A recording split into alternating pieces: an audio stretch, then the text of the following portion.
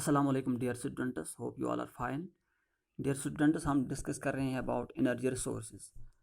तो energy resource में हमने पिछले लेक्चर में डिस्कस किया था about concept and classification of energy resources.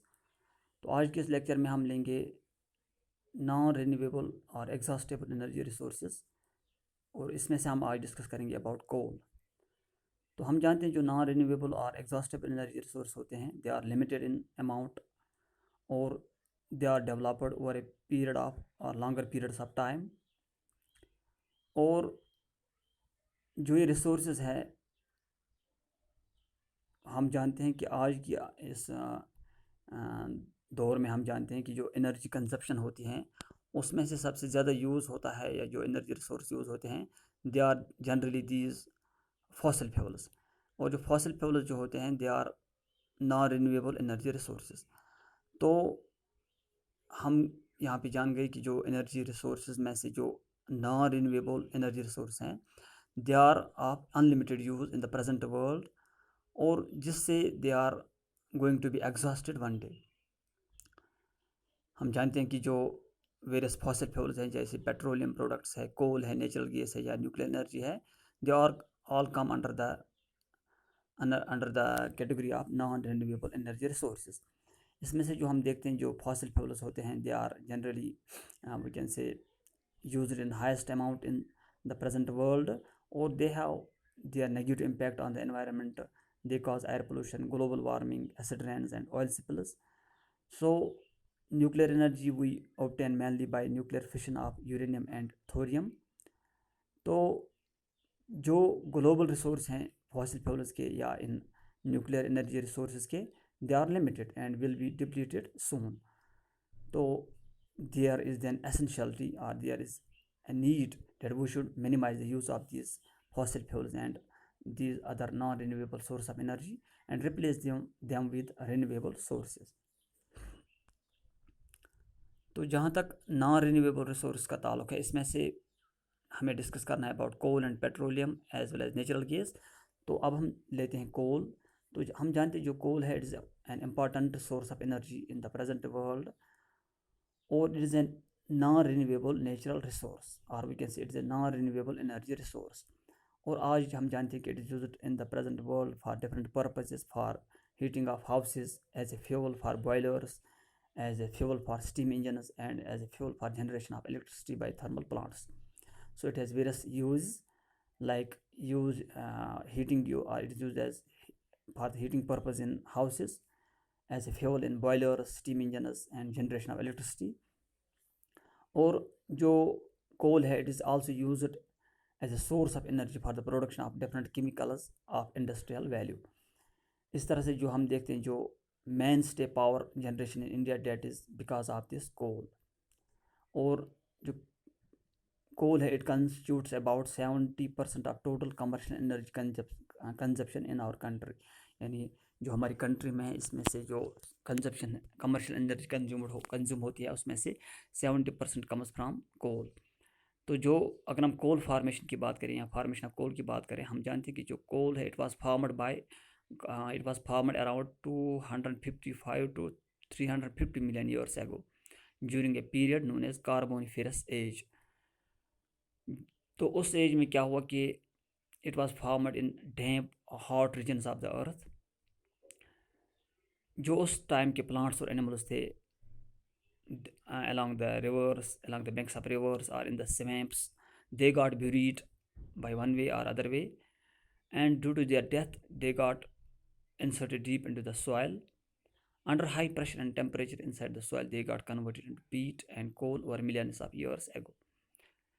तो जो ये partially decomposed vegetation है, that got buried under the sediments, slowly transformed into coal।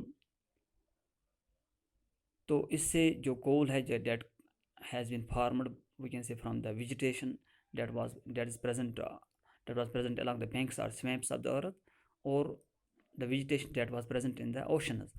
So when that vegetation got buried under the soil or under the sediments in the oceans, under high pressure and temperature there, it slowly got converted over a million of years ago into solid, brittle and carboniferous rocks known as coal। So that process by which the coal is formed, that natural process is known as coalification. तो जो coal है it has been divided into 4 main types और ranks. Ranks by ranks we mean जो steps होते हैं इस process में, qualification process में, यानी the process by the coal is formed. इस प्रोसेस के ज़रिए से इसमें जो डिफरेंट स्टेप्स होते हैं which are very slow.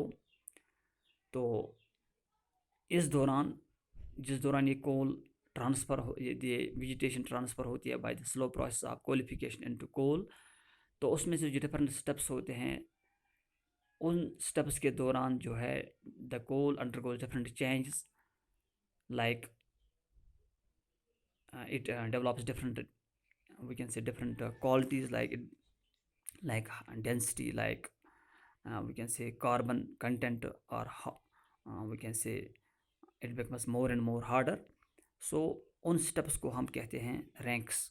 In on the basis के जो डिफरेंट स्टेप्स होते हैं इस क्वालिफिकेशन प्रोसेस में जिसके ज़रिए से ये कोल बनती है, तो उसमें से जो डिफरेंट चेंजेस आते हैं during different periods of time इस कोल के बनने में, उन स्टेप्स को हम नाम देते हैं रैंक्स. और इन स्टेप्स के दरमियान क्या होता है कि coal becomes more and more denser, drier, rich in carbon content and harder. तो जो इसके 4 रैंक्स है या 4 टाइप्स हैं कोल के, they are number first anthracite और हार्ड कोल. जो एंथ्रासाइट है that is the hardest rank of coal. और ये जो कोल है it is the hardest coal, और it is hard, it is brittle, और इसका जो लश्चर है इट इज़ ब्लैक लश्चरस, यानी it is black shiny coal. और इसको जनरली हम नाम देते हैं हार्ड कोल. इसमें से जो परसेंटेज होती है कार्बन की that is very high, and इसमें से जो अदर वोलेटाइल सब्सटेंसेस जो होते हैं like we can say oxygen etcetera, they are low in percentage. और इसका जो कैलोरीफिक वैल्यू जो है दैट इज़ वेरी हाई. उसके बाद जो है बिटुमिनस कोल जो है इसको हम नाम देते हैं सॉफ्ट कोल. और जो बिटुमिनस कोल है it is a middle rank coal between sub bituminous and anthracite. और जो बिटुमिनस कोल होता है it is high heating value, और इसको जो कॉमनली यूज़ किया जाता है for the production of electricity. और ये जो कोल होती है it appear shiny and smoother when we see it first, लेकिन when we closely see it it has many layers. तो उसके बाद एक और कोल है डेट इज़ सब बिटुमिनस और थर्ड रैंक कोल. तो ये वाली कोल जो है it is black in colour and it is dull, यानी इट इज़ नॉट शाइनी. और इसके जो हीटिंग वैल्यू है that is more than lignite but less than bituminous and anthracite, यानी it is calorific value is less than first 2 types of coal, यानी anthracite and bituminous. तो उसके बाद जो है डेट इज़ लिग्नाइट कोल, या इसको हम नाम देते हैं ब्राउन कोल. और लिग्नाइट कोल जो है that is lowest grade coal with least concentration of carbon and low calorific value. उसके बाद एक और फार्म है विच इज़ फार्म, और we can say there is one more rank और one more type that is, और we can say material that is form during the process of formation of coal that is known as peat. Peat is not actually the raw coal but it is the precursor to coal. यानी from peat coal is formed, यानी coal is formed यानी coal बनती है from the peat. और जो peat जो होता है that is actually soft organic matter consisting of partially decayed plant material, यानी जो plants होते हैं when they are partially decomposed under the soil, under the earth's surface, so they change into peat, and peat finally change into the coal. When the peat is placed under high pressure and heat it becomes the coal. और यहाँ पे एक table मैंने आपके screen पे आ रहा है आप एक टेबल. तो इस टेबल में हम देख सकते हैं कि डिफरेंट टाइप्स ऑफ कोल्स हैं और उनमें से जो परसेंटेज हैं डिफरेंट कंपोनेंट्स की, या इनका जो कैलोरीफिक वैल्यू है, उनका जो मॉइस्चर कंटेंट है, या उसमें जो वोलेटाइल सब्सटेंस है उनकी क्या कंसनट्रेशन है, उनकी क्या परसेंटेज है, डेट इज़ हियर. तो इसमें हम देख सकते हैं कि जो एंथ्रासाइड है that has highest percentage of carbon, oxygen इसमें लो परसेंटेज में है. इसमें जो वोलेटाइल सब्सटेंस है that is in low percentage, और इसमें से जो मॉइस्चर कंसनट्रेशन है that is also in low percentage, और इसका कैलोरीफिक वैल्यू है डेट इज़ हाइस्ट. और लिग्नाइट में हम अगर देखें तो it has lowest among them, it has lowest carbon content or carbon percentage, it has highest oxygen percentage, it has highest value, highest this number of volatiles और highest moisture content and low calorific value. उसके बाद अगर हम देखें जो कोल की जो अगर हम इसको कोल देखें तो इट इज़ यहाँ अगर हम इसका अगर हम देखें दुनिया में जो कोल की जो एस्टिमेटेड या फील्ड्स हैं, हम देख सकते हैं कि जो लीडिंग प्रोड्यूसर है कोल का, डेट इज़ चाइना। उसके बाद आता है यूएसए। और कोल के जो हम कहें कि जो लीडिंग प्रोड्यूसर्स हैं in the world, they are China and USA. तो कोल जो है it is an abundant fossil fuel which is used in the world.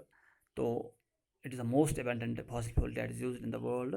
तो अगर हम देखें परसेंटेज रेट ऑफ यूजेज, तो हम देख सकते हैं कि अगर हम प्रेजेंट रेट ऑफ यूजेज के हिसाब से देखें तो हम देख सकते हैं कि हम कह सकते हैं कि 200 ईयर्स के अंदर अंदर ये कोल ख़त्म हो जाएगा। यानी जो कोल फील्ड्स हैं या जो कोल प्रेजेंट है इन द प्रेजेंट वर्ल्ड, अगर हम इसको प्रेजेंट रेट ऑफ यूसेज के हिसाब से देखें या जिस तरह से आज यूज़ होता है, ये इसका यूज़ होता है, तो 200 सालों के अंदर अंदर ये ख़त्म हो जाएगा। लेकिन अगर इसकी यूज़ को हम इंक्रीज़ कर सकते हैं बाय 2% पर ईयर, तो it will last only for 65 years.